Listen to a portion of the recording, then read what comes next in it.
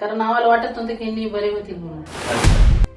नमस्कार, मी गोविंदवार मारुती रेणा, नांदेड जिल्ह्यातून आलो.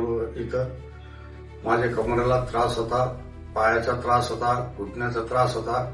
प्रत्येक कमीत कमी 10 दवाखाने फिरलो मी हाडाचे, पण काही उपयोग झाला नाही. प्रत्येक ठिकाणी ऑपरेशन करायला सांगत होते. त्यातल्या त्यात औरंगाबाद मधली मोठी घाटी तिथं पण गेलं तर तिथले पण अधिकारी म्हणले का ऑपरेशन करावं लागेल. त्यामुळे आता हे आम्हाला युट्यूबवर दवाखान्याचं समजल्यामुळे आम्ही यांच्याकडे आलो. 10 दिवस ऍडमिट आलो पैठणला. जन सेवा आयुर्वेदिक न्यूरो स्पाइस हे दवाखान्याचं नाव आहे. इथं येऊन 10 दिवस ऍडमिट राहिल्यानं आता माझे सगळं 90 ते 95% कमी झालेलं आहे आज सगळं. आले तेव्हा कशी कंडिशन होती तुमची? मी इथं आलो त्यावेळेस म्हणजे मला धरून 2 माणसं धरून आणत होते, उचलून ठेवत होते, पलंगावर उचलून खाली ठेवत होते. मग नंतर 10 दिवसानंतर वॉकरवर चाललो. आज तर मला आता वॉकरची गरज नाही, काठीची गरज नाही, सरळ सरळ चालतो. आता मोकळं चालायला यायला मोकळं चालतो आता. बरं.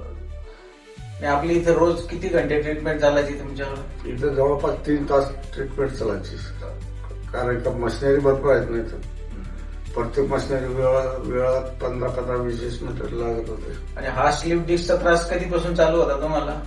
बरेच 6 महिन्यापासून चालू. 6 महिन्यापासून चालू होता. त्याच्यामुळे दोन्ही पाय गळून जायचे तुमचे? गळत नव्हते, आग पडत होते असं.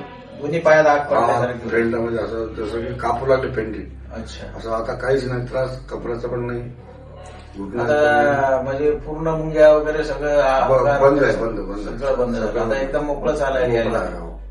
बरं. तुम्ही जेव्हा भेटलोत ना, थोडा थोडा फरक पडायला लागला ना, तेव्हा वाटलं की वाहिनी बरे होतात म्हणून. आम्ही घरी सगळ्यांनी म्हटले की वा पैठणलाच दाखवल्यामुळे छान झाले.